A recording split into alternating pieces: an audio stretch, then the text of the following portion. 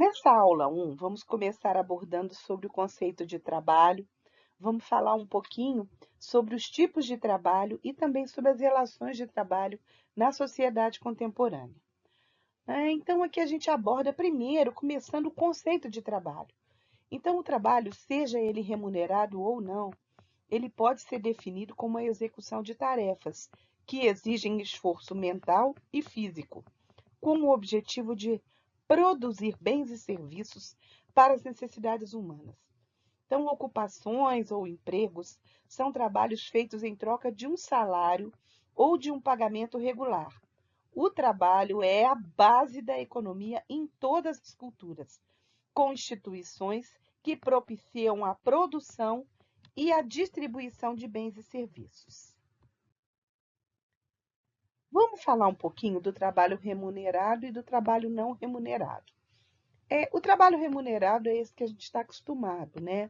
Que é mais comum quando a gente se refere à questão eu estou trabalhando, né? Então a gente tem leis trabalhistas, né? Nas sociedades mais estruturadas, né? A gente tem leis trabalhistas que protegem os direitos do trabalhador, como a relação de carga horária, a relação de um salário mínimo, né? Tudo isso que a gente já conhece.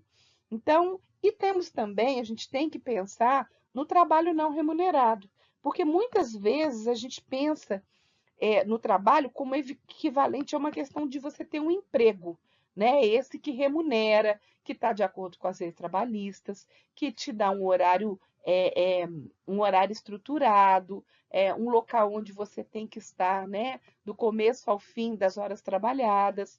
Então, essa é uma visão muito simplista, porque o trabalho não remunerado, como as tarefas domésticas, e também o serviço voluntário. Quantas vezes você vê pessoas prestando serviços voluntários a ONGs, fazendo atividades de caridade, né? Dando uma parte de seu dia regularmente para ajudar outras pessoas, e a gente não consegue enxergar isso como trabalho, né? E isso é o chamado trabalho voluntário, e também é uma parte muito importante da vida de muitas pessoas e uma contribuição enorme para a continuação das sociedades.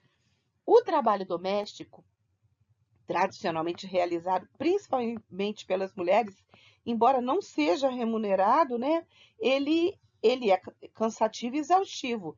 Então, essas atividades do tipo faça você mesmo também propiciam bens e serviços que, de outra forma, precisariam ser comprados. E o que é essa economia informal? A economia informal, ela inclui transações que ocorrem fora da esfera do emprego regular, como a troca de dinheiro por serviços prestados, ou a troca direta de bens e serviços. E essa economia é uma parte importante da vida em muitos países em desenvolvimento.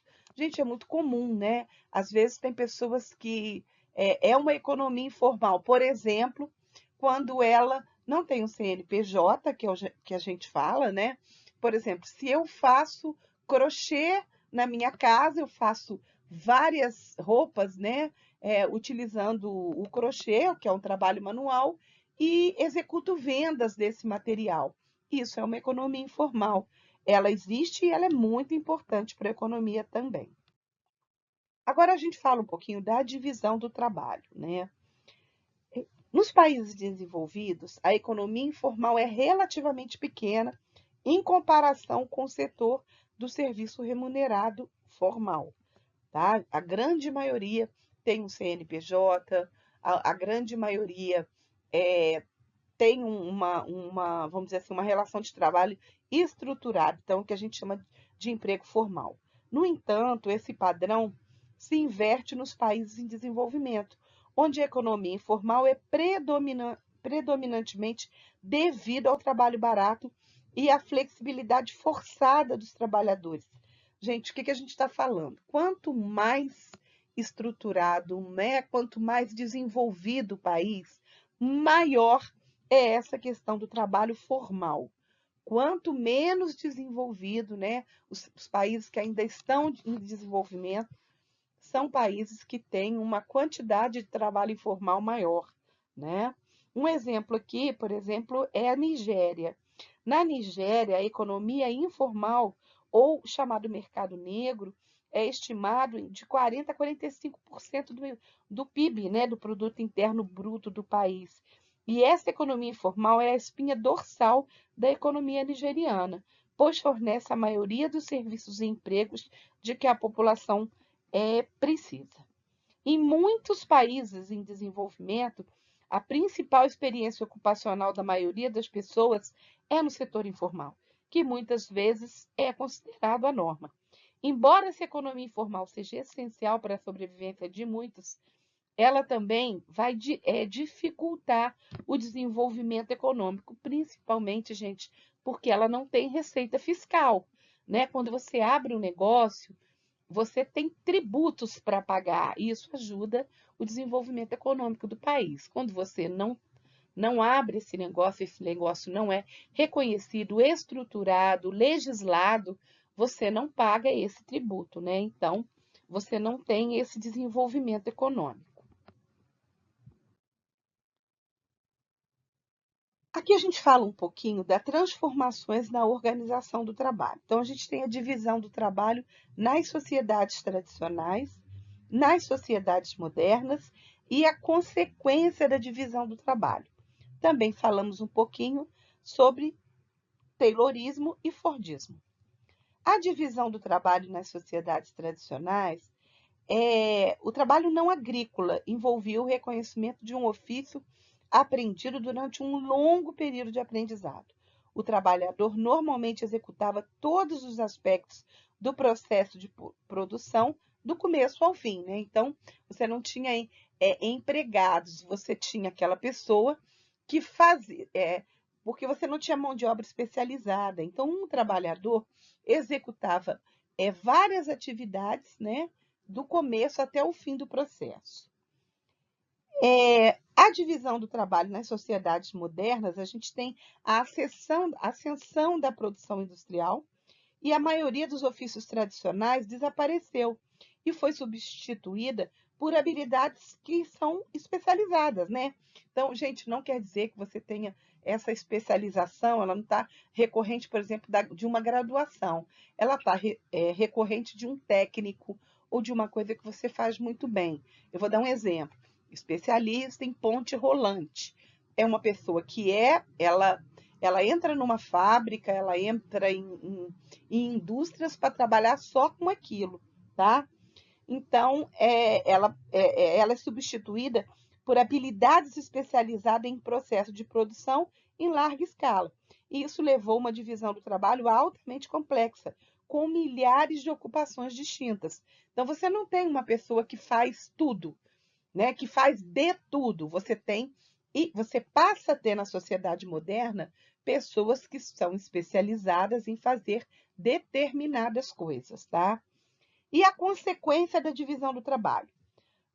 A gente vai ver na próxima aula uma questão mais especificada sobre a questão da ideia do capitalismo, de meio produção, que vai ao encontro das ideias do Marx. Mas autores como Karl Marx, para ele, né, a divisão do trabalho pode levar à alienação dos trabalhadores que realizam tarefas desinteressantes e tediosas. Já Durkheim via a especialização como algo positivo, que fortaleceria a solidariedade social. O Taylorismo e o Fordismo. O Taylorismo e o Fordismo foram sistemas de produção que buscavam maximizar a eficiência industrial através da decomposição do trabalho em tarefas simples e repetitivas, com rígido controle e supervisão dos trabalhadores, que é o que a gente viu no período de industrialização maciça, né, gente? A gente viu exatamente isso, né? Você vê o trabalhador passa a executar tarefas que são muito simples e que são repetitivas, né? E ele não vê o final do processo, né? Ele está naquela parte do processo, ele faz só aquilo ali, né? E isso faz com que ele perca o interesse, né? Ele perca o interesse e a motivação e a valorização ao mundo do trabalho na sociedade contemporânea. Primeiro, a questão da produção em equipe. A organização do trabalho em equipe, em vez de linhas de montagem, busca aumentar a motivação e o envolvimento dos trabalhadores. Porém, isso pode criar novas formas de controle e pressão entre os próprios colegas. A produção flexível. Então, a gente tem aqui tecnologias como o CAD e CAM, que são softwares de projetos assistidos por computador e fabricação assistida por computador, que é a questão do CAD e do CAM, que permitem a produção customizada em massa, atendendo a demandas específicas dos clientes. Isso traz benefícios, mas também cria pressões adicionais sobre os trabalhadores. A questão da produção global. A produção de bens é cada vez mais dispersa globalmente, com empresas terceirizando a fabricação para países em mão de obra mais barata. Isso leva a uma corrida global ao fundo, em termos de salários e condições de trabalho, porque você passa, né, isso está muito comum, gente, as empresas estão terceirizando determinadas atividades. E as mudanças na estrutura ocupacional. Houve um declínio gradual no trabalho manual e na manufatura, e uma ascensão do setor de serviços com empregos de colarinho branco. Isso se deve ao fato da questão da automação e essa própria questão da competição global. Bom, a gente traz aqui algumas críticas ao pós-fordismo, né? Então, algumas dessas críticas: exagero nas mudanças, diversidade de técnicas e persistência do fordismo. Alguns analistas argumentam que o pós-fordismo exagera a extensão em que as práticas fordistas tradicionais foram abandonadas. O que vemos é mais uma integração de novas abordagens, mas com as mesmas técnicas fordistas. Outros afirmam que a produção econômica sempre se caracterizou de uma diversidade de técnicas, em vez de uma abordagem unificada e padronizada, tanto no fordismo quanto após o fordismo. E a persistência do fordismo. As técnicas de produção em massa ainda dominam muitos setores, especialmente aqueles voltados para os mercados de consumo em massa. A transição para a flexibilidade total é um exagero. A gente fala aqui um pouquinho do trabalho doméstico e a questão de gênero, né? Então, primeiro, a invisibilidade do trabalho doméstico, porque, gente, hoje a gente fala, eu acho que a gente fala mais, mas a gente fala dessa invisibilidade, porque a gente fala assim, quantas vezes a gente fala assim, o trabalho da dona de casa é um trabalho que não aparece, né? Então, ela faz, ela está sempre fazendo, ela está sempre com a casa em movimento, ela está sempre arrumando aquilo e é invisível o que ela faz, né? E com a industrialização, o trabalho doméstico não remunerado se tornou invisível, enquanto o trabalho real passou a ser definido como aquele que recebe um pagamento direto. A divisão generificada do trabalho. O trabalho doméstico ficou percebido como domínio natural das mulheres, enquanto o campo do trabalho real fora de casa era reservado para os homens. Tanto é que até hoje a gente acha estranho a mulher que sai para trabalhar e o homem que fica em casa fazendo as tarefas domésticas, o que não deveria ser, né? A gente não deveria ter essa visão. E os impactos da dupla jornada. Mesmo com a entrada da mulher no mundo do trabalho, o que acontece?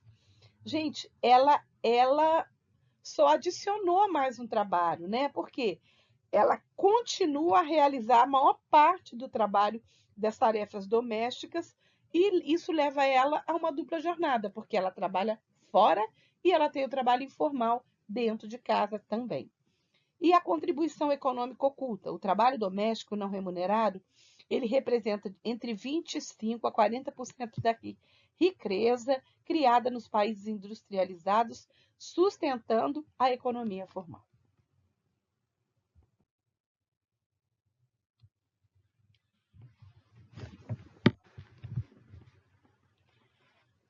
Aqui a gente traz um estudo clássico de Anne Oakley sobre o trabalho doméstico. Na visão de Anne Oakley, ela argumenta que o trabalho doméstico, em sua forma atual no Ocidente, passou a existir com a separação entre o lar e o local do trabalho. Isso levou à invisibilidade do trabalho doméstico e à sua percepção como o domínio natural das mulheres. Ela também observou impactos negativos que, mesmo com a introdução do equipamento doméstico, a quantidade média de tempo que as mulheres gastam no trabalho doméstico não diminuiu significativamente. Isso pode levar a sentimentos de alienação e falta de satisfação delas, né? Gente, essa satisfação interna, intrínseca, né? A gente vê muito. Hoje a gente tem máquina de lavar. Esse estudo ele recorreu muito sobre isso. Os recursos que foram adicionados, a máquina de lavar. Hoje a gente tem um robozinho que sai varrendo as coisas. Você tem alguns recursos que de alguma forma facilitaram. Gente, elas facilitaram, mas elas diminuíram muito pouco, porque todos esses recursos eles precisam ser direcionados, eles precisam ser controlados, continua sendo o controle da mulher. Então, diminuiu, assim, de uma forma muito sensível, muito pouco, o tempo que a mulher gasta nesse trabalho. E as relações de gênero domésticas. Embora haja mudanças sociais em andamento, as mulheres ainda realizam a maior parte do trabalho doméstico. E Oakley argumenta que isso reflete premissas profundamente arraigadas sobre o lugar adequado das mulheres na esfera doméstica. E isso a gente não precisa nem discutir aqui, a gente sabe disso, né, gente?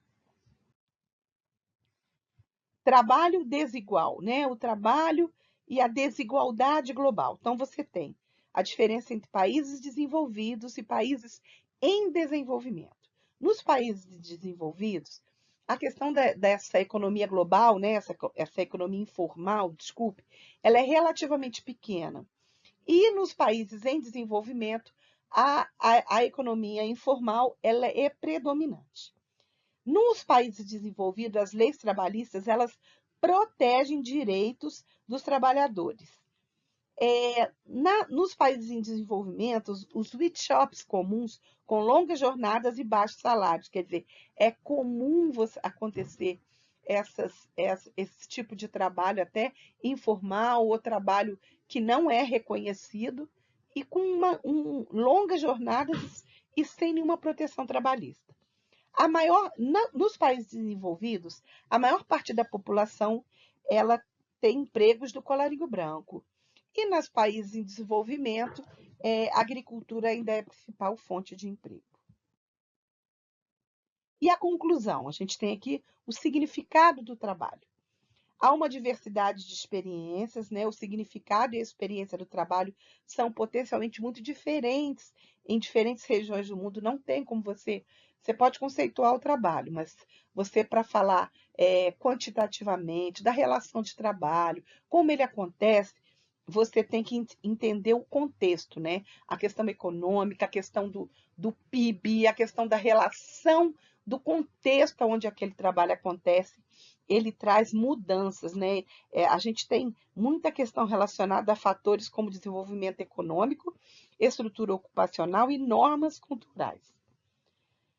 A gente fala também da importância do trabalho não remunerado. Embora o trabalho remunerado seja crucial, a categoria do trabalho é muito mais ampla, incluindo o trabalho doméstico, voluntário e na economia informal, que desempenha um papel vital nas sociedades.